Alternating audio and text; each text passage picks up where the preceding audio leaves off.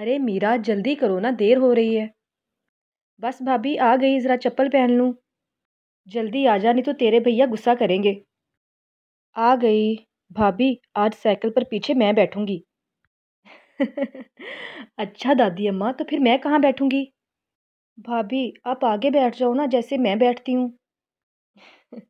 हट पगली, साइकिल पर आगे छोटे बच्चे बैठते हैं और बड़े पीछे बैठते हैं।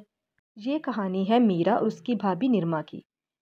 मीरा और प्रेम दो ही बहन भाई थे। कुछ साल पहले एक हादसे में उनके माँ बाप की मौत हो गई थी। तभी प्रेम ने मीरा की सारी जिम्मेदारी उठा ली। मीरा को माँ और भाभी दोनों का प्यार मिले तो प्रेम ने निरमा से शादी कर ली। निरमा ने भी मीरा को अपनी बेटी मान लिया। वो मीरा पर जान छिड़कती थी। उस दिन मीरा और निरमा गांव में एक शादी पर जा रहे थे। शादी में खाना खाते हुए, भाभी ये दुल्हन ने क्या पहना है? ये लहंगा है, तेरे पास भी तो है ना वो हरा वाला। नहीं, ये तो उस जैसा बिल्कुल नहीं है भाभी। क्योंकि ये दुल्हन का लहंगा है और बहुत महंगा भी आता है। अच्छा, तो ये कितने का मिलता है ये वाला लहंगा भाभी? अरे तू ऐसे क्यों पूछ रही है? भाभी जब मेरी शादी होगी ना तो आप मुझे भी ऐसा ही लहंगा दे के दोगी। हाँ हाँ, क्यों नहीं लेके दूंगी। मेरी लाडो दुल्हन बनकर बहुत प्यारी लगेगी।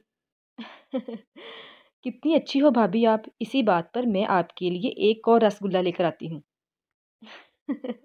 शरारती कहीं की। मीरा और निर्मा जिस शादी में गए थे वो गांव के जमींदार की बेटी की शादी थी। जमींदार के पास पैसों की कोई कमी नहीं थी।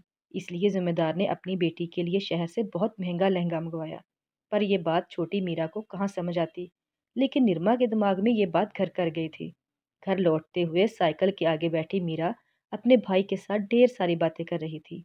लेकिन पीछे बैठी हुई निर्मा बस यही हिसाब लगा रही थी कि वो महीने के कितने पैसे जोड़े ताकि मीरा की शादी के लिए अच्छा लहंगा खरीद सके। वक़्त गुज़रता गया। फिर एक दिन, डॉक्टर साहब वो ठीक तो है ना? इन्हें सांप ने काट लिया है। ज़हर पूरे जिस्म में फैल चुकी है। इनको बचाने के लिए आप एक काम करें, 15,000 रुपये जितना जल्दी हो सके काउंटर पर जमा करवा दें। प्रेम जब खेतों में काम कर रहा था तभी प्रेम को किसी जहरीले सांप ने काट लिया था। उसके साथी उसको हॉस्पिटल तो ले आए, लेकिन उसके बाद डॉक्टर ने ऐसी बात कह दी जिसके बाद निर्मा सोच में पड़ गई। निर्मा के पास पैसे तो थे, लेकिन निर्मा ने मीरा के लहंगे के लिए बचा कर रखे थे। लेकिन अब प्रेम का इलाज ज़्यादा ज़रूरी था। निर्मा ने सारे पैसे अस्पताल में जमा करवा दिए। इस तरह प्रेम की जान तो बच गई, लेकिन वो पहले से ज़्यादा कमज़ोर हो गया। फिर डॉक्टर ने निर्मा से कहा, देखिए जी, इनकी जान तो बच गई है, लेकिन 3-4 माह तक आप इनसे कोई भारी काम नहीं करवा सकते। ये चल नहीं पाएंगे। इनकी सेवा करो और खूब खलाई पिलाई करें ताकि ये जल्दी ठीक हो सके। जी डॉक्टर साहब। उस दिन से निरमा पर घर चलाने की पूरी जिम्मेदारी आ गई थी।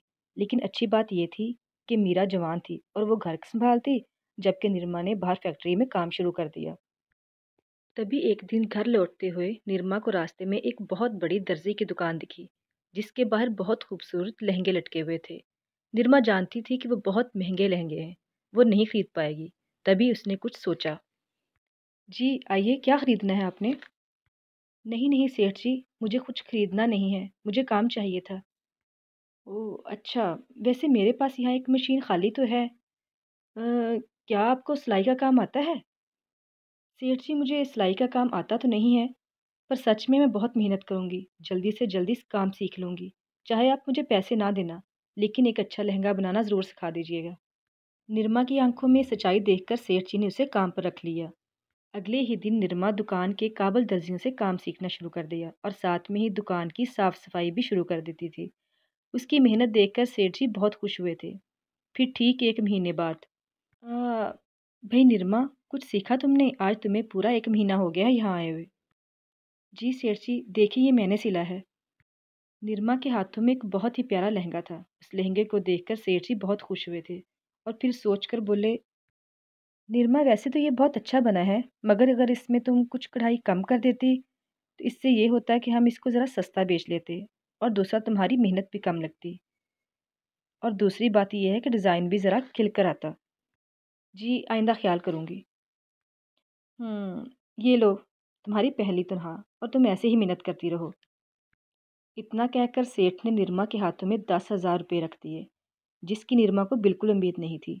फिर उसने फ़ौरन घर का सामान खरीद डाला। इधर प्रेम भी ठीक हो गया था और वो भी काम पे जाना शुरू हो गया।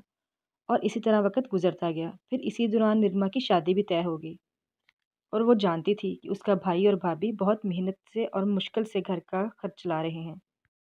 मीरा की बस बचपन से एक ही ख्वाहिश थी कि वो अपनी शादी पर बहुत खूबसूरत लहंगा पहने। लेकिन बचपन की ज़िद को जवानी की समझदारी ने दबा दिया और उसने अपना मन मार लिया और किसी को कुछ भी ना कहा। ऐसे ही कुछ वक़्त गुज़रता गया और फिर मीरा की शादी का दिन आ गया। मीरा, मीरा, दरवाज़ा खोलो जल्दी। जी भाभी, देखो, साड़ी मुझ पर भाभी कैसी लग रही है? अच्छी लग रही हूँ ना मैं? खूबसूरत लग रही है ना साड़ी मुझ पर? अरे पगली, इतनी भी बड़ी नहीं हुई कि तू अपनी भाभी से कुछ छुपा सके। सेठ जी अंदर आ जाएं। ये है मेरी गुड़िया। ये लें बेटी, तुम्हारी भाभी की तरफ से तुम्हारा शादी का तोहफा।